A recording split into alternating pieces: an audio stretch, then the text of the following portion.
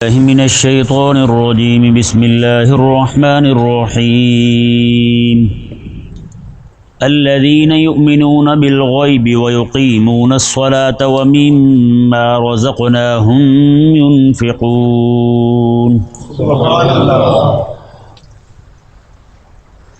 اللہ تبارک و تعالی نے ارشاد فرمایا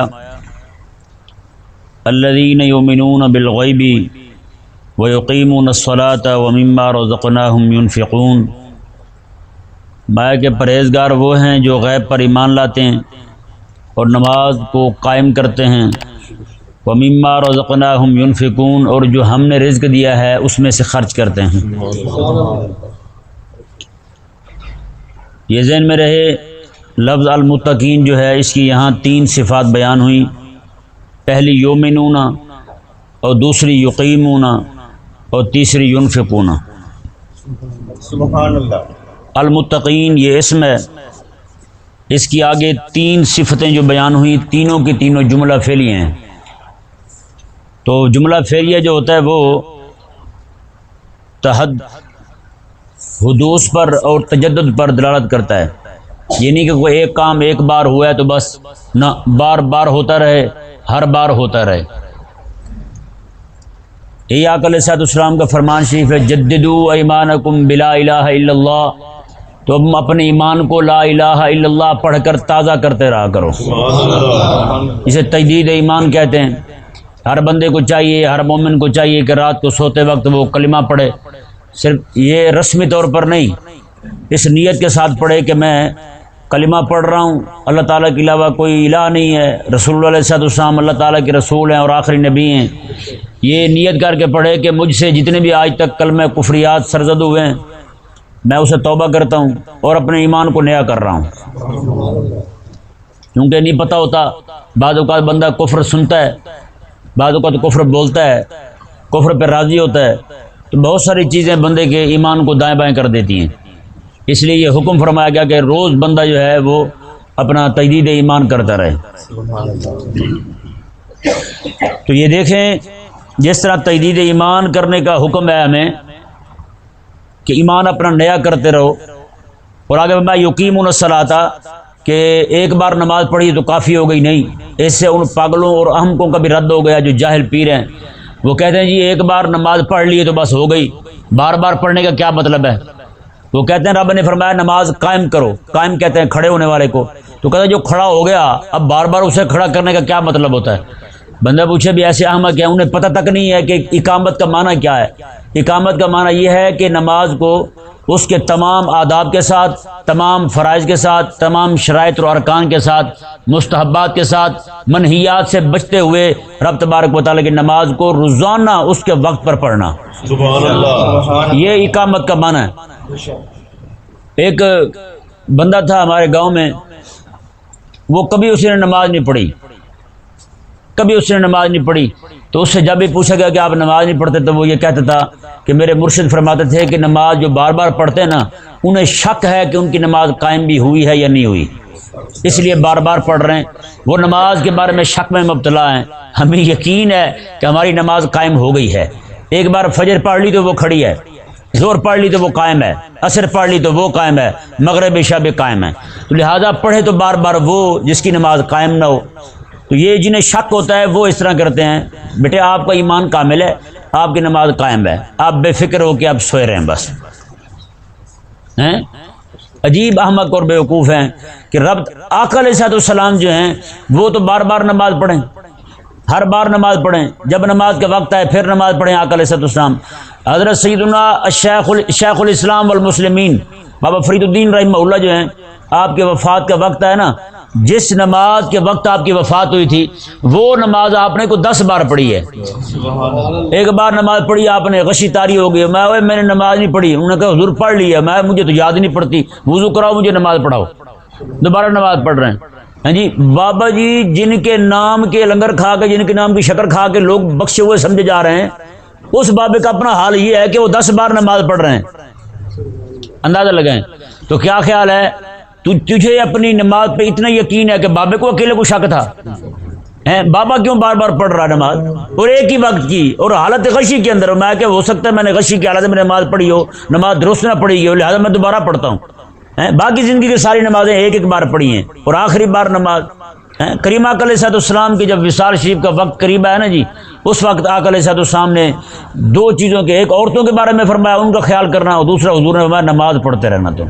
ہاں جی بتائیں، آقا علیہ الصلوۃ والسلام اس قدر تاکید فرمائیں نماز کی، اور آج کے ہمارے جاہل ملا اور جاہل پیر جو ہیں وہ جناب لوگوں کو ایسے بخشا کے جنت بھیج دیتے ہیں، کہتے جی آپ بخشے ہوئے، آپ کو کیا ضرورت ہے نماز پڑھنے کی اور بار بار پڑھنے کی، آپ کی نماز قائم ہو گئی ہے، نعوذ باللہ من ذالک۔ اللہ، اور یہ ذہن میں رہے جو بندہ یہ کہتا ہے نا نماز کو اس کی اپنی اصل جگہ سے پھیرتا ہے، جی ان کو ایک جواب بڑا زبردست ہے، وہ جو کہتے ہیں کہ نماز قائم سے مراد نماز کھڑی ہو گئی ایک بار تو دوبارہ پھر جو ہے نا اسے بٹھانے کی، اسے پھر کھڑے ہونے کی ضرورت نہیں ہے۔ ان کے لیے صلاۃ کا ایک معنی جو ہے وہ اور بھی ہے، لغت میں اٹھا کے دیکھیں تو صلاۃ کا ایک معنی جو ہے نا وہ تحریک الیتین بھی ہے، الیتین کولے کو کہتے ہیں اور تحریک حرکت دینے کو کہتے ہیں۔ تو ایسے لوگ جو ہیں وہ زیادہ تکلیف نہ کریں، ایسے وضو کریں گے، وقت صرف ہوگا ان کا، وہ صرف بس کہیں پہ بھی کھڑے ہو کے اپنے کولوں کو حرکت دے لیں، ان کی صلاۃ ہو جائے گی۔ پھر ان کو یہ الزامی جواب ہے کہ وہ آپ نے پھر ضرور تکلیف کرنی ہے ایک بار نماز کو کھڑا کر کے، ایسی آپ کی نماز بھی پھر تکلیف میں رہے گی، کھڑی جو رہے گی۔ جو معنی وہ لے رہے ہیں ہم ان کو جواب دے رہے ہیں بھی ایسے احمق ہو تم رسول اللہ علیہ السلام کے بیان کردہ معانی کو، اور آقا علیہ السلام کی زندگی ساری کا عمل ہے، زندگی ساری کا عمل، حضور کے صحابہ کی زندگی ساری کا عمل ہے، امام حسین رضی اللہ تعالیٰ کی زندگی ساری کا عمل ہے۔ آج جو امام حسین رضی اللہ عنہ کے ملنگ کہلاتے ہیں وہ نماز نہیں پڑھتے، کہتے ہیں ہم تو ان کے ملنگ ہیں ہم بخشے جائیں گے۔ میں نے کہا تمہیں پتہ ہے امام حسین رضی اللہ تعالیٰ کی شہادت کیسے ہوئی تھی؟ کہتے ہیں اگر نماز کا وقت نہ آتا، امام حسین نے نماز نہ پڑھنی ہوتی تو کہتے ہیں یزیدیوں میں ہمت ہی نہیں تھی کہ علی کے بیٹے کو جھکا جائیں۔ کہتے ہیں یہ تو نماز کا وقت آیا، تم امام حسین پاک رضی اللہ تعالیٰ نے اپنا سر نیچے کیا تو آپ کو شہید کر دیا گیا حالت نماز میں۔ امام حسین رضی اللہ تعالیٰ کو تو جنگ کرتے ہوئے بیٹا بھی نوجوان شہید ہو جائے، چھوٹا بیٹا بھی شہید ہو جائے، بھتیجے بھانجے بھائی آپ کے شہید ہو جائیں۔ مولا علی رضی اللہ عنہ کے سگے بیٹے امام حسین کے ساتھ شہید ہوئے کربلا میں، وہ شہید ہو جائیں۔ حضرت عباس کون تھے؟ باقی جو آپ کے ساتھی شہید ہوئے وہاں کون تھے؟ اتنے رشتے دار تھے۔ اتنی شہادتوں کے باوجود دشمن سامنے کھڑا، تلواریں چمک رہی ہیں، نیزے جو ہیں وہ چل رہے ہیں، ساری چیزیں جو ہیں ان کی طرف سے ہتھیار چلائے جا رہے ہیں، امام حسین رضی اللہ تعالیٰ کو تو اس وقت نماز معاف نہیں۔ اس کا معنی جو ہے امت کا بہت بڑا عالم اس وقت امام حسین رضی اللہ عنہ، انہیں معلوم نہیں تھا، تجھے زیادہ پتہ چل گیا۔ تو اس لیے ہر بندے کو چاہیے کہ وہ ذرا غور کرے کہ وہ کس کو پیر پکڑ کے بیٹھا ہے، کہیں یہ نہ ہو پیر پر سے نماز معاف ہو اور یہ بھی پھر اس پیر کے کھاتے میں جا رہا ہو۔ جو بندہ یقیمون الصلاۃ کا معنی یہ کرتا ہے کہ نماز کو کھڑا کر دو بس کھڑی رہے گی زندگی ساری، دوبارہ پڑھنے کی ضرورت نہیں ہے، یہ ذہن میں رہے، ایسا بندہ زندیق ہے، اور یہ مرتد سے بھی اس کا حکم سخت ہے کیونکہ یہ قرآن کے معنی پھیر رہا ہے، قرآن کے معنی کو ان کی اصل جگہ سے پھیر کر کہیں اور لے جا رہا ہے، ایسا بندہ واجب القتل ہے۔ اور مرتد جو بندہ کہے نا میں اسلام کو نہیں مانتا چھوڑ رہا ہوں، اس بندے کے لیے بھی حکم ہے کہ اسے 3 دن کے لیے باندھ کے رکھا جائے، قید کیا جائے، پھر اسے سمجھایا جائے انسان کا بچہ بن، اسلام کے علاوہ کون سا مذہب ہے جسے قبول کرے گا، اسلام کے علاوہ کون سا دین ہے جسے تم مانے گا، یہی اسلام ہی تو ہے، اسے 3 دن پورے سمجھایا جائے گا۔ لیکن جو بندہ اسلام کو تو مانے، کہے میں اسلام کو مانتا ہوں لیکن نماز کا معنی الٹا کر دے یا کسی اور چیز کا معنی اٹھا دے، ایسا بندہ جو ہے، ایسا بندے کو سانس لینے کی بھی اجازت نہیں ہے، اسی وقت پاؤں اٹھانے سے پہلے قتل کرنا واجب ہے۔ اندازہ لگائیں تو بتائیں جو بندہ واجب القتل ہو وہ ہمارے ہاں پیر ہے، وہ ہمارے ہاں کیا ہے؟ اسے ہم واجب القدر کہتے ہیں، جسے شریعت واجب القتل کہے ہم اسے واجب القدر کہتے ہیں، جسے شریعت مبارک کہے کہ یہ زمین پر نہیں رہ سکتا ہم اسے کندھوں پہ اٹھائے پھرتے ہیں۔ بہرحال جی یہ دیکھیں اللہ تبارک و تعالیٰ نے یہاں ایک اور حیران کن بات ہے، وہ یہ ہے کہ یومنون جو لفظ آیا نا جی، یومنون کہ ایمان لاتے ہیں، یومنون پر من نہیں آیا، من کا معنی ہوتا ہے سے، کچھ لے لینا باقی چھوڑ دینا، تو من کا معنی سے ہوتا ہے۔ الذین یومنون، یومنون پر من نہیں آیا، الذین یومنون، یومنون ہی آیا ہے، مطلب ایمان سارے کا سارا قبول ہو، ساری چیزیں جتنی بھی ہیں مومن بھی جو ہیں، جن جن چیزوں پر ایمان لانا واجب ہے، فرض ہے، سب پر ایمان لانا ضروری ہے۔ خدا تعالیٰ پر، اس کی ذات پر، اس کی صفات پر، انبیاء پر، ملائکہ پر، کتب پر، مرنے کے بعد اٹھنے پر، جنت دوزخ پر، میزان پر، ساری چیزوں پر ایمان لانا ضروری ہے۔ جن جن چیزوں کو ماننے کا حکم ہے سب کو ماننا ضروری ہے۔ یعنی ایمان میں تجزی نہیں ہے کہ بندہ یہ کہے کہ میں اللہ تبارک و تعالیٰ کی ذات کو مانتا ہوں لیکن اس کی صفات نہیں مانتا، اللہ تعالیٰ کو پیدا کرنے والا تو مانتا ہوں لیکن روزی دینے والا نہیں مانتا، نہ، یہ تجزی نہیں ہے، ایمان میں تجزی نہیں ہے کہ بندہ کہے تھوڑا مانتا ہوں تھوڑا نہیں مانتا۔ کہ رسول اللہ علیہ السلام کو میں آقا علیہ السلام کی اعلان نبوت کے بعد 23 سالہ ظاہری حیات مبارکہ بنتی ہے، وہ کہے جی میں اس میں سے 8 سال مانتا ہوں باقی نہیں مانتا ہے، یا پھر کہتا ہے جی میں 23 سال کا پورا عرصہ مانتا ہوں لیکن اس میں سے کوئی 1 گھنٹہ میں نہیں مانتا، تو بندہ کون ہو جائے گا؟ کافر ہو جائے گا۔ ایمان میں تجزی نہیں ہے، ایمان میں تجزی نہیں ہے۔ اچھا جی آگے دیکھیں، یقیمون الصلاۃ، نماز پڑھو، نماز قائم کرو۔ یہاں پہ بھی میں نے نہیں ہے کہ نماز جو ہے نا وہ آدھی پڑھ لو آدھی نہ پڑھو۔ زور اثر میں فجر میں آپ کو کام ہوتا ہے تو آپ نہ پڑھو، زور اثر مغرب عشاء پڑھ لو۔ مغرب کو آپ کو روٹی کھا کے ذرا بھارے ہو جاتے ہیں تو آپ مغرب کی نہ پڑھیں، ہیں جی عشاء کے وقت آپ ذرا ویسے بھاری ہو جاتے ہیں، 17 رکعتیں ہوتی ہیں آپ کو بوجھل پڑتی ہیں تو آپ وہ بھی نہ پڑھو۔ نہیں، ایسی بات بالکل نہیں ہے۔ ایمان بھی کامل طور پر لانا ہے اور رب تبارک و تعالیٰ کی عبادت بھی کامل طور پر کرنی ہے، پوری نمازیں پڑھنی ہیں، ساری نمازیں پڑھنی ہے، ہاں میں نہیں ہے۔ اور آگے جب باری آئی نا انفاق فی سبیل اللہ کی، اللہ کی راہ میں خرچ کرنے کی، تو وہاں رب تبارک و تعالیٰ مما رزقناہم ینفقون، جو ہم نے رزق دیا ہے اس میں سے خرچ کریں، جو ہم نے رزق دیا ہے اس میں سے خرچ کریں۔ میں یہ نہ ہو کہ سارے کا سارا دے کر کے بعد میں ہاتھ اٹھا کے لوگوں سے مانگتا رہے، بعد میں ہاتھ پھیلاتا رہے لوگوں کے سامنے، میں نہ، یہ نہیں کرنا، میں کہ اتنا دینا ہے تم نے جتنا تمہاری جان برداشت کر سکے۔ کہ نہیں سمجھ آیا مسئلہ؟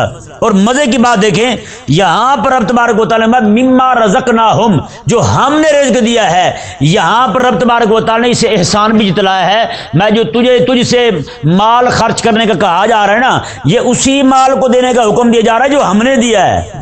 وہ اپنے گھر سے نہیں دے رہا، اپنے گھر سے نہیں دے رہا، اپنی جیب سے نہیں دے رہا، جو تیرے پاس ہے وہ میرا ہی دیا ہوا ہے۔ مما رزقناہم ینفقون، یہ ہم نے تمہیں دیا ہے، بس تو نے ہمت پکڑنی ہے، دینا ہے ہمارے راہ میں بس، کہ نہیں جی؟ تو نے ہمت پکڑنی ہے۔ اب دیکھیں جی چند ایک باتیں میں آپ کے سامنے رکھتا ہوں۔ قرآن کریم میں رب تبارک و تعالی نے اپنی راہ میں مال خرچ کرنے کے تین اصطلاحیں بیان فرمائیں۔ کتنی ہیں جی؟ تین اصطلاحیں قرآن کریم میں بیان ہوئی ہیں مال خرچ کرنے کے حوالے سے۔ سب سے پہلی انفاق فی سبیل اللہ، کیا ہے؟ سارے بولتے رہے ساتھ، انفاق فی سبیل اللہ، اللہ کی راہ میں خرچ کرنا۔ یہ تو ابھی پڑھ لیا ہم نے سورہ بقرہ کی آیت مبارکہ میں کہ وَمِمَّا رَزَقْنَاهُمْ يُنْفِقُونَ، میں کہ وہ اس مال میں سے خرچ کرتے ہیں جو ہم نے انہیں دیا ہے، جو ہم نے انہیں دیا ہے۔ اچھا جی، اور دوسری اصطلاح جو وہ قرض حسن کی ہے، کس کی ہے؟ قرض، ذرا غور کے ساتھ سنیں ذرا، قرض حسن کی۔ قرض حسن کیا ہے جی؟ میں کہ من ذا الذی یقرض اللہ قرضا حسنا، میں کہ کون ہے جو اللہ تبارک و تعالیٰ کو قرض حسن دے۔ اچھا جی، تیسری اصطلاح دیکھیں، انما الصدقات للفقراء والمساکین والعاملین، یہ 8 جو ہے وہ مصارف رب تبارک و تعالیٰ نے صدقے کے بیان فرمائے۔ تو رب تبارک و تعالیٰ کی راہ میں مال دینے کی 3 اصطلاحیں قرآن پاک میں بیان ہوئی۔ سب سے پہلی انفاق فی سبیل اللہ، اور دوسری قرض حسن، اور تیسری صدقہ۔ تیسری کیا ہے؟ اچھا یہ بھی یہاں ذہن میں رہے، کئی لوگ جو نا صدقے کو نعوذ باللہ من ذالک پتہ نہیں عجیب شاید سمجھتے ہیں۔ صدقے کا معنی پتہ کیا ہے؟ صدقہ نکلا ہے صدق سے۔ کس سے نکلا ہے؟ صدق سے۔ کوئی بندہ کسی مسلمان بھائی کو تکلیف میں دیکھے تو اس کے دل کے اندر یہ احساس اٹھے، یہ صدق اٹھے اس کے دل میں، یار میرے مسلمان بھائی پریشانی میں ہے تو میں اس کی مدد کر دوں۔ جو جذبہ بیدار ہوگا وہ صدق ہوگا، جو کچھ دے گا وہ صدقہ ہوگا۔ تو بتائیں اس میں عیب والی کون سی بات ہے؟ پھر آقا علیہ السلام کا یہ بھی فرمان ہے، آقا علیہ السلام نے فرمایا کسی مسلمان کو مسکرا کر دیکھنا یہ بھی صدقہ ہے۔ کہتا جی صدقے تو مولوی کھاتے ہیں، میں نے کہا پھر مسکرانا بھی مولویوں کی طرف منہ کرنا چاہیے نا۔ آپ کو منہ سنا ہے، میں کہا آپ کو دیکھ کے لوگ دانت نکال رہے ہوتے ہیں، کیوں بھائی؟ رسول اللہ علیہ السلام نے فرمایا کہ سلام کرنا بھی صدقہ ہے، آپ کو پھر سلام بھی نہیں کرنا چاہیے۔ گلی کے اندر بازار کے اندر سے کوئی تکلیف دہ چیز پڑی ہوئی ہے، کانٹے دار چیز ہے، کوئی لکڑی پڑی ہوئی ہے، ڈھیلا پتھر پڑا ہے جس سے لوگ گر جائیں گے، کریم آقا علیہ السلام میں اسے ہٹانا بھی صدقہ ہے. تو اب کیا ہے، پھر صرف مولوی کی راہ سے روڑے ہٹائے جائیں گے کیونکہ صدقہ جو مولوی کو لگتا ہوا، آپ کو تو لگتا نہیں. آپ تو ہوئے پھر حضرت اقدس ہیں، آپ تو جدی پشتی امیر ہوئے، آپ کو کیوں لگے صدقہ بھی؟ پھر آپ تو جہاں سے گزرنے لگے پتہ چلے تو بندہ وہاں سے ہل چلا کے رکھ دیتا کہ حضرت صاحب ڈھہتے گرتے جائیں ہیں. 2 روڑے لگے نا پیٹ کو طبیعت صاف ہو جائے گا. یہ نہیں، صدقہ سب کو لگ جاتا ہے پھر تو. کہ نہیں سمجھ آیا مسئلہ؟ تو بھائی صدقے کا معنی جو ہم نے مشہور کر رکھے وہ ہے ہی نہیں. کہ نہیں سمجھ آیا؟ ایک بندہ ایسے جناب اس نے کہیں سے سن لیا کہ جناب وہ صدقہ جو ہے وہ بلا کو ٹال دیتا ہے، فلانا فلانے کو ٹال دیتا ہے، فلانا فلانے کو ہضم کر جاتا ہے، تو مولوی جو ہے نا وہ صدقے کو کھا جاتا ہے. کہتے جی مولوی تو بڑا مضبوط ہوا. میں نے کہا تم بھی بڑے بغیرت، تم مولوی کھا جاتے ہو. کہ نہیں سمجھ آیا مسئلہ؟ تم اپنے حساب بھی تو دیکھو یار، تم کہاں کھڑے ہو؟ تمہارے غم میں کئی سارے مولوی بیچارے فوت ہو گئے. ہوتا ہی نہیں ہوتا. کتنا علماء کو تنگ کرتے ہیں یہ لوگ، کتنی انہیں تکلیفیں دیتے ہیں. تو بتائیں پھر علماء کو کھانے والا کون ہے؟ پھر پانی نے جناب آگ کو بجھا دیا تو پانی آگ سے مضبوط، آگ نے جناب پتھر کو جلا دیا تو آگ اس سے مضبوط، فلانے نے فلانے کو کھا دیا تو صدقہ مولوی کھا گیا تو مولوی صدقے سے مضبوط. عجیب بات ہے، عجیب ہم کا نہ سوچ ہے بھائی. تمہیں صدقے کا معنی ہی معلوم نہیں یار. اگر کوئی ایسی عیب والی شے تھی تو رب تبارک و تعالیٰ بندوں سے مطالبہ کرتا کہ میرے بندوں کو دو. بتائیں بھائی. ایک بندہ کہنے لگا صدقہ تو نہیں ہے. میں نے کہا تو سید ہے. کہنے لگا نہیں جی. تو میں نے کہا پھر تمہیں کیوں لڑتا ہے صدقہ؟ بھائی یہ ذہن میں رہے. کریم آقا علیہ السلام نے فرمایا کہ بندہ مومن جو لقمہ اٹھا کر کے اپنی بیوی کے منہ میں دیتا ہے نا، آقا علیہ السلام نے یہ بھی صدقہ ہے. میں نے کہا یہ تو پھر صرف مولویوں کے لیے ہونا چاہیے. آپ نہ اٹھائیں اس سے نفع، کیونکہ صدقہ آپ کو بھی نہیں لگتا، آپ کی زوجہ ماجدہ کو بھی نہیں لگتا. آپ رہیں فارغ پھر اس سے. اللہ تبارک و تعالیٰ سمجھ عطا فرمائے یار. ہم نے دین متین کا حلیہ تک بگاڑ دیا ہے. اور دوسری تکلیف دہ یہ بات یہ ہے کہ مولوی بیان ہی نہیں کرتے. مولوی گرفت کرے نا اس طرح. بتائیں جی آج کے بعد آپ میں سے کوئی کہے گا بھلا؟ یہیں پہ ایک بندہ تھا وہ فوت ہو گیا اللہ تبارک و تعالیٰ کی مرضی سے. تو مجھے انہوں نے بلایا جی آپ نے نا تقریر کرنی ہے 40ویں پہ. میں نے کہا مجھ سے بڑھ کر تقریر کرنے والا کون ہے 40ویں پہ بھی. میں چلا گیا. سارے بندے، کئی سارے لوگ ایسے بیٹھے تھے جو بڑی بڑی گاڑیوں پر آئے، کئی سارے سیکورٹی گارڈ ان کے ساتھ، پولیس والے دائیں بائیں، تو کھوکر شوکر سارے جمع تھے. تو میں نے کہا جی آپ یہ بتائیں، تقریر کے شروع میں نے پہلی بات یہ کی، میں نے کہا جی آپ میں سے صدقہ کس کو لگتا ہے؟ اور مجھے پتہ تھا انہوں نے دیکھے سب بکری کی پکائی ہیں وہاں. میں نے کہا صدقہ آپ میں سے کس کس کو لگتا ہے؟ سارے ہاتھ نیچے کر کے بیٹھے. ایک بندے نے میں ہاتھ کھڑا نہیں کیا. میں نے کہا چلو شکر ہے آپ میں سے کسی کو نہیں لگتا. میں نے کہا جو آپ بعد میں کھانا کھائیں گے نا وہ بھی صدقہ ہے. وہ کیا ہے؟ صدقہ ہے. اب سارے چپ. اور میں نے کہا ہاتھ کھڑا کرو، کون کون بکرا چھوڑے جائے گا؟ اب کوئی ہاتھ نہیں اوپر کر رہا. میں نے کہا خدا خراب کرے تمہیں، اور جہاں بیٹھتے ہو بکتے ہو کہ مولوی صدقہ کھا جاتے ہیں. میں نے کہا یہ سارا تم ہی کھا جاتے ہو. میں وہاں سے آ گیا، ان میں سے کوئی ایک بھی نہیں اٹھا. میں نے کہا دیکھو جی مولوی تو جا رہا ہے، پھر آپ ہی بیٹھے ہو. امام احمد رضا خان رحمہ اللہ فرماتے ہیں میں نے زندگی ساری کبھی کل خانی کے چنے تک نہیں کھائے. کیوں؟ فرمایا امیر بندہ جو ہوتا ہے نا، صاحب نصاب بندہ ہوتا ہے، وہ ختم کی چیز کھا لینا، کل خانی کی 40ویں کی سارے ثواب جو پکائی جاتی ہیں. باتیں یہ حق ہوتا ہے غریبوں کا. اگر امیر بندہ کھائے گا رب تبارک و تعالیٰ اس کے دل کو مردہ کر دے گا. بتائیں آج کوئی اٹھتا ہے وہاں سے؟ کوئی بھی نہیں اٹھتا. یہ کہ بیان کر دیں تو میرے گلے پڑ جاتے ہیں، کہتے ہیں کہ یہ مسائل آپ کیوں بیان کرتے ہیں؟ میں نے کہا مجھے آتے ہی یہی ہیں. آپ کیسی باتیں کرتے ہو یار؟ ہاں میں کہتا ہوں غریب کو اس کا حق دو. امام احمد رضا رحمہ اللہ فوت ہونے لگے نا، فوت ہونے سے کچھ دیر پہلے آپ نے مایا کہ لسٹ تیار کرو. جی اس میں سب سے قیمتی چیزیں جو اس وقت سمجھی جاتی تھی، فلودہ فیرنی پتہ نہیں کیا کیا آپ نے لکھوایا، پوری فہرست تیار کروائی. میں یہ ساری چیزیں بنا کے میرے فوت ہونے کے بعد رسول اللہ علیہ السلام کی امت کے غریب لوگوں کو کھلانا. آج ہم کیا کرتے ہیں؟ ہم کہتے ہیں میں فوت ہو گیا نا، فلانا چودھری کو بھی کل خانی پہ بلانا، فلانا چودھری بھی آئے، فلانا بھی آئے. اور آج نعوذ باللہ کل خانی 40ویں ہو رہے ہیں صرف ناک بچانے کے لیے، اور کسی کے لیے بھی نہیں ہو رہا ہے. لوگ نعوذ باللہ سود کے پیسے لے کر کے کل خانیاں کروا رہے ہیں، 40ویں کرا رہے ہیں. خدا کے لیے مولوی بعد آ جاؤ، لوگوں کو کہو یار یہ فرض واجب نہیں ہے. آج کوئی بندہ کل خانی نہ کرے تو لوگ تانے دیتے ہیں. وہی بندہ اپنی بہن کا حق کھا جائے تو کوئی کچھ نہیں کہتا اسے. کہتے یہ تو پروفیشن بن چکا ہے، یہ ہر بندہ اپنی بہن کا حق کھا رہا ہے، تو آپ کون سی باتیں کرتے ہیں پھر؟ تو بھائی خدا کے لیے اب ہوتا کیا ہے عموماً کہیں کسی جگہ بندہ فوت ہو گیا، اب اس گھر کے اندر چھوٹے بچے بھی ہیں، نابالغ اور بالغ بھی ہیں، جب تک ان کے مال کا بٹوارا نہ ہو جائے تب تک اس بندے کے مال میں سے کوئی بھی چیز دائیں بائیں کرنا جائز ہی نہیں ہے۔ لیکن یہاں کیا ہوتا ہے، اس بندے کے چھوٹے چھوٹے یتیم بچے ہیں، وہ بچے بیچارے باہر گلی میں رو رہے ہیں ابھی ہیں، اور یہ سارے اشرافیہ اور ملا ملوانے لپاڑے جو ہیں سارے بیٹھے وہاں کھانے کھا رہے ہوتے ہیں، مرغ مسلم اور جناب مرغے کھا رہے ہوتے ہیں وہاں بیٹھے۔ بھئی کبھی تم نے سوچا ہے اس کے بچے یتیم ہوئے ہیں، یتیم کا مال تم کھا رہے ہو، اور یتیم کا مال کھانے کو رب تبارک و تعالی نے قرآن میں فرمایا یہ جو لوگ یتیم کا مال کھاتے ہیں نا یہ اپنے پیٹوں کے اندر آگ بھر رہے ہیں۔ اندازہ لگائیں جی، کیا کم ہم کبھی ہم جاتے ہیں وہاں تو دیکھتے ہیں ہم کیا کر رہے ہیں، کیا کھا رہے ہیں ہمیں تو بھائی کھانا ہے، کیوں؟ ہم تو لنگر خور ہیں، لنگر خور بنتے بنتے بندہ حرام خور بن جائے، رب تبارک و تعالیٰ کی بارگاہ میں اس کی گرفت ہو جائے تو بتائیں کیا جواب دے گا رب تبارک و تعالیٰ کو؟ یہ صرف حرام خوری وہی نہیں ہوتی کہ بندہ چوری کر کے کھائے یا ٹھگی کر کے کھائے، اور یہ بھی حرام خوری ہے، یتیم کے مال پہ ہاتھ صاف کرے بندہ، حالانکہ چاہیے تو یہ کہ بندہ یتیم کے سر پہ ہاتھ پھیرے ہیں، لیکن ہم کیا کر رہے ہیں؟ اچھا جی دیکھیں، بہرحال 3 اصطلاحیں قرآن کریم میں بیان ہوئی۔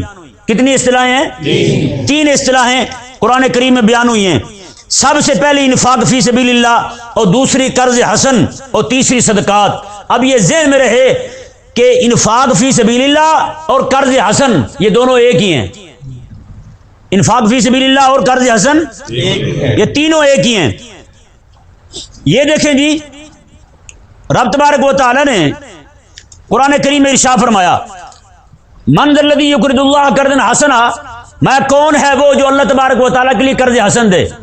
یہ ذہن میں رہے یہاں پر جو قرض مانگا جا رہا ہے نا یہ صرف اور صرف رب تبارک و تعالیٰ کے دین کے غلبے کے لیے مانگا جا رہا ہے۔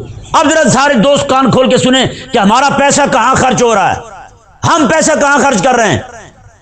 اس آیت مبارکہ کے اندر جہاں پر مال خرچ کرنے کا حکم دیا، رب قرض مانگ رہا ہے، وہ عام لوگوں کے لیے نہیں مانگ رہا، وہ صرف اور صرف اپنے دین کے غلبے کے لیے مانگ رہا ہے، رب تعالیٰ جہاد کے لیے مانگ رہا ہے۔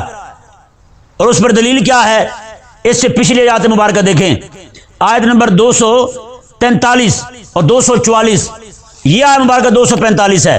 243 میں رب تبارک و تعالیٰ نے فرمایا کیا تم نے انہیں نہیں دیکھا جو جہاد کے لیے جاتے ہوئے موت سے ڈر رہے ہیں، حالانکہ ہیں بھی ہزاروں میں، جہاد پر جانے کے لیے ڈر رہے ہیں جناب کہ کیسے جائیں گے ہم، تو رب تبارک و تعالیٰ نے انہیں فرمایا فقال لهم اللہ موتوا، مر جاؤ تم۔ ایک پچھلے نبی اسرائیل کے نبی تھے، ان کی قوم جانے لگی جہاد پر تو ڈرنے لگے، کانپنے لگے، تو رب تبارک و تعالیٰ نے ان سب کو مار دیا وہیں پر، صرف اتنا کہا مر جاؤ تم، سارے مر گئے۔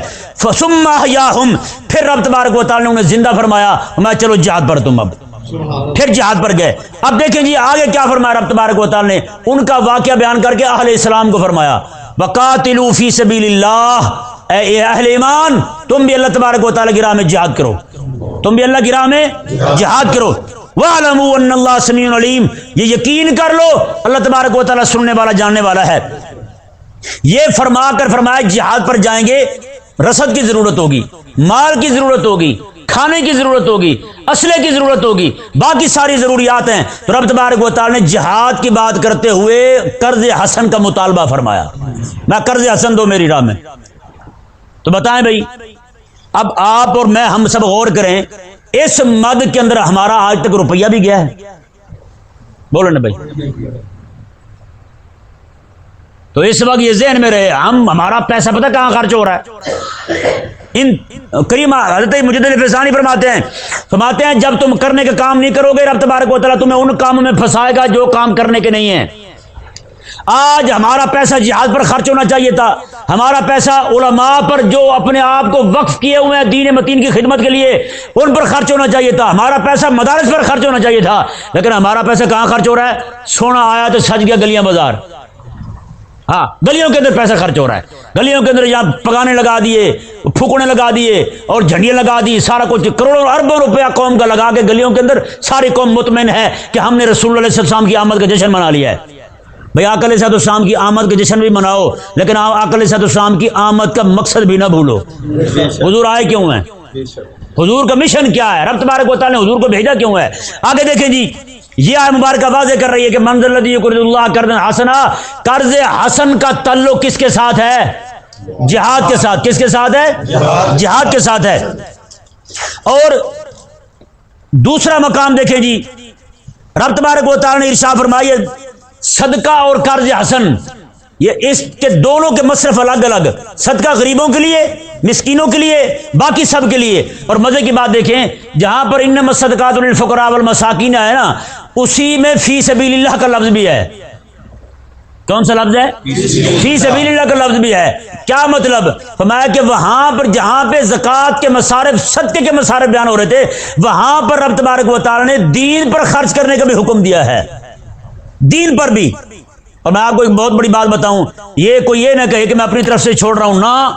امام اہل سنت امام احمد رضا خان رحمہ اللہ کے مدرسے میں ایک فتویٰ آیا، آپ یہ فرمائیں جی ہمارے پاس پیسے ہیں 11ویں شریف کے، ہر بندہ غور سے سنیں، 11ویں شریف کے پیسے ہیں، وہ پیسے ایک بچہ ہے طالب علم ہے دین کا، اسے پیسوں کی ضرورت ہے، ہم وہ پیسے ان پیسوں 11ویں کے پیسوں میں سے اس دین کے طالب علم پر پیسے خرچ کر سکتے ہیں یا پھر 11ویں ہی دیں؟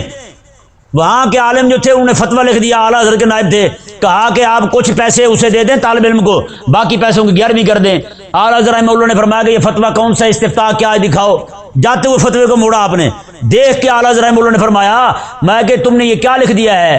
فرمایا کہ کیا ایک عالم تیار ہو حضور کی غوث پاک کی 11ویں پر، حضور غوث پاک کی 11ویں کے پیسوں پر ایک عالم تیار ہو، ایک طرف کھانا بنے اور لوگ کھا جائیں ڈکار مار جائیں، یہ گیا۔ فرمایا کہ 11ویں کے پیسوں سے جو عالم بنے گا جب تک رسول اللہ علیہ السلام کے دین کی خدمت کرتا رہے گا حضور غوث پاک کو ثواب اس کا پہنچتا رہے گا۔ میں اصل 11ویں یہ ہے۔ اور اعلیٰ حضرت رحمہ اللہ نے آگے فرمایا میں کوئی بندہ غریبوں پر، مسکینوں پر، یتیموں پر اس طرح کر کے کسی جگہ پر پیسے خرچ کرتا ہے، 11ویں کا لنگر بناتا ہے، اسے 1 کا 10 گنا ملتا ہے۔ اعلیٰ حضرت رحمہ اللہ فتاوی رضویہ میں فرماتے ہیں جو بندہ دین کے طالب علم پر خرچ کرتا ہے اسے میرا اللہ تبارک و تعالیٰ 1 کے بدلے 700 گنا عطا فرماتا ہے۔ تو بتائیں بھی پھر انفاق، صدقہ اور انفاق دونوں کا فرق معلوم ہوا یا نہیں؟ ہاں، 11ویں کا پیسہ اگر لنگر بنا کے بانٹ دیا جائے تو وہ صدقہ بنتا ہے، اگر 11ویں کا پیسہ جو ہے وہ کسی دیندار طالب علم پر، دین پڑھنے والے جو خالص دین پڑھنے والا ہو اس پر پیسہ خرچ ہو تو وہ پھر صدقہ بھی بنتا ہے، ساتھ انفاق فی سبیل اللہ کی مد میں آتا ہے، انفاق فی سبیل اللہ کی مد میں آتا ہے۔ تو بھائی اگلی آیت مبارکہ دیکھیں، قرآن کریم میں ارشاد فرمایا ان المصدقین والمصدقات، یہ میں آپ کو عرض کر رہا تھا صدقہ اور چیز ہے، قرض حسن اور چیز ہے، صدقہ اور چیز ہے، تھک تو نہیں گئے آپ؟ صدقہ اور چیز ہے، قرض حسن اور چیز ہے۔ دیکھیں جی رب تعالیٰ نے فرمایا ان المصدقین والمصدقات، میں بے شک وہ لوگ، وہ مرد جو صدقہ کریں، وہ عورتیں جو صدقہ کریں، وَأَقْرَضُ اللَّهَ، اور سبحان اللہ، وَأَقْرَضُ اللَّهَ قَرْضًا حَسَنًا، اور اللہ تبارک و تعالیٰ کو قرض حسن دیں۔ یہاں پر میں غریبوں کو، مسکینوں کو، یتیموں کو صدقہ دینے والے اور اللہ تبارک و تعالیٰ کے دین کے غلبے کے لیے، اللہ تعالیٰ کی حکومت قائم کرنے کے لیے اپنا مال خرچ کرنے والے، سبحان اللہ، دونوں کا الگ الگ ذکر فرمایا رب تبارک و تعالیٰ نے۔ اور یہ دیکھیں جی صفحہ نمبر 499 ہے اس کا، سورہ صف شریف، رب تبارک و تعالیٰ نے ارشاد فرمایا هو الذی ارسل رسولہ بالہدی ودین الحق، میں کہ وہ رب تبارک و تعالیٰ جس نے اپنے رسول علیہ السلام کو ہدایت کے ساتھ اور حق کے ساتھ، دین حق کے ساتھ بھیجا، کیوں؟ لیظہرہ علی الدین کلہ، تاکہ حبیب کریم علیہ السلام رب کے دین کو سارے دینوں پر غالب کر دیں۔ سبحان اللہ، مطلب کیا ہے؟ رب کا حکم غالب آ جائے، کسی کا حکم نہ چلے، صرف رب کا حکم چلے، رب تبارک و تعالیٰ کا حکم، توحید حاکمیت، رب تبارک و تعالیٰ کے حکم کی حاکمیت ہو، رب کے حکم کی حکومت ہو، رب تبارک و تعالیٰ کی حکومت ہو۔ فرمایا رب تبارک و تعالیٰ نے، رب نے اپنے حبیب کو بھیجا اس لیے ہے تاکہ صرف ایک ہی حکم مانا جائے پوری کائنات میں، وہ کس کا ہو؟ وہ رب کا حکم ہو۔ سبحان اللہ، بتائیں پیارے محترم بھائیو، آج کس کا حکم مانا جا رہا ہے؟ امریکہ کا۔ کس کا حکم مانا جا رہا ہے؟ برطانیہ کا۔ کس کا قانون مانا جا رہا ہے؟ برٹش لا، عدالت مسلمانوں کی ہیں، قاضی مسلمان، جج مسلمان، مدعی مسلمان، مدعا علیہ مسلمان، صرف قانون کافر ہے، باقی سارے مسلمان۔ ملک مسلمانوں کا، ملک بھی مسلمانوں کا، اپنے آپ کو عاشق رسول کہنے والے، میلاد منانے والے، 11ویں کھانے والے، لیکن قانون کس کا ہے؟ کافر کا۔ تو بتائیں رب کا قانون غالب ہے؟ رب کا حکم غالب ہے؟ تو بتائیں پھر یار، جب رب تبارک و تعالیٰ کا حکم کسی عام دفتر میں بھی نہ مانا جا رہا ہو تو بتائیں اس وقت پھر رب تبارک و تعالیٰ کے دین کے غلبے کے لیے، رب کے حکم کو اونچا کرنے کے لیے مال خرچ کرنا نہیں بنتا؟ تو ہم دیکھیں ہمارا کتنا جا رہا ہے، ہم کتنا دے رہے ہیں یار۔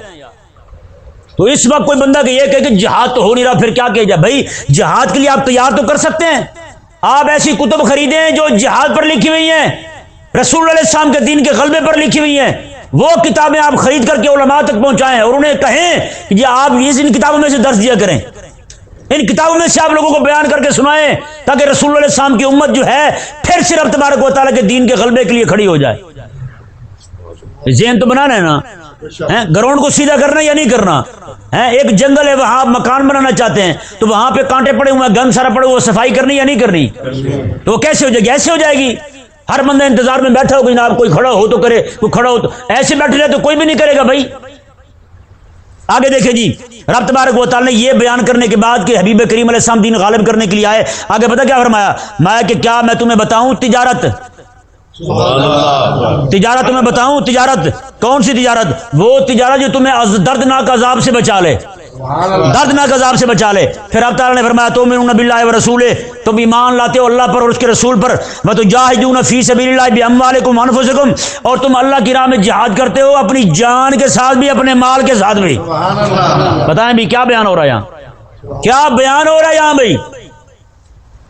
آگے رب تعالیٰ نے فرمایا ذالکم خیر لکم ان کنتم تعلمون، یہ ہی بہتر ہے اگر تم جانو تو۔ اللہ کی راہ میں اپنا مال بھی اپنی جان بھی، یار ہم اپنی جان نہیں دے سکتے، کم از کم اپنا مال تو دے سکتے ہیں۔ اور یہ ذہن میرے قیامت والے دن پوچھا جائے گا، جہاں پر میرے حبیب نے اور میرے حبیب کے صحابہ نے مال خرچ کیا تھا، تیرا ایک ٹکا بھی گیا تھا وہاں؟ کیا جواب ہوگا ہمارے پاس؟ کیا ہم جواب دیں گے رب تبارک و تعالیٰ کو کہ ہمارے پیسے اسی طرح خرچ ہو جاتے تھے، ملنگوں پر، بھنگیوں پر، چرسوں پر، نعت خان جو پورا جناب مہینہ نماز نہ پڑھیں، پورا سال مسجد میں داخل نہ ہوں، ان پر پیسہ ہمارا خرچ ہوتا تھا، اور قوالوں پر، میراثیوں پر جو شراب پی کے آ کے طبلہ بجائیں، ان پر ہمارا پیسہ خرچ ہوتا تھا۔ میں حقیقت کہہ رہا ہوں، بحیثیت قوم ہم مجرم ہیں، ہمارے پاس اس بات کا جواب کوئی نہیں ہے کہ ہم اپنا پیسہ رب تبارک و تعالیٰ کے دین کے لیے خرچ نہیں کر رہے۔ آگے دیکھیں جی رب تبارک و تعالیٰ نے کیا ارشاد فرمایا، یا ایھا الذین آمنوا کونوا انصار اللہ، اے ایمان والو تم رب تعالیٰ کے دین کے مددگار بن جاؤ، رب کے دین کے مددگار بن جاؤ۔ تو رب تبارک و تعالیٰ کے دین کے مددگار کیسے بننا بھلا بتائیں؟ رب تبارک و تعالیٰ کا حکم غالب کرنے کے لیے، رب تعالیٰ کا دین غالب کرنے کے لیے، توحید حاکمیت کے لیے صرف ایک حکم چلے پوری کائنات کے اندر، وہ کس کا حکم ہو؟ میرے رب کا حکم ہو، ہاں جی، رب تبارک و تعالیٰ کے قرآن کا حکم ہو بس۔ تو اس لیے ضروری ہے کہ ہر بندہ جو ہے اپنا مال اسی لیے خرچ کرے۔ رب تبارک و تعالیٰ نے جو فرمایا نا، سب سے پہلے قرآن پاک میں ترتیب آپ دیکھیں، قرآن پاک میں پہلے صدقے کا حکم نہیں آیا، صدقے کا حکم نہیں آیا، پہلے کسی زکوٰۃ کا حکم بھی نہیں۔ آپ دیکھیں سورہ بقرہ کو ترتیب سے پڑھیں، سب سے پہلا حکم جو ہے نا ينفقون، کس کا حکم ہے؟ رب کے دین کے لیے خرچ کرنے کا حکم ہے۔ ہاں، اللہ تبارک و تعالی ہم سب کو اپنا مال اپنے دین کے لیے خرچ کرنے کی توفیق عطا فرمائے۔ وما علی الا البلاغ۔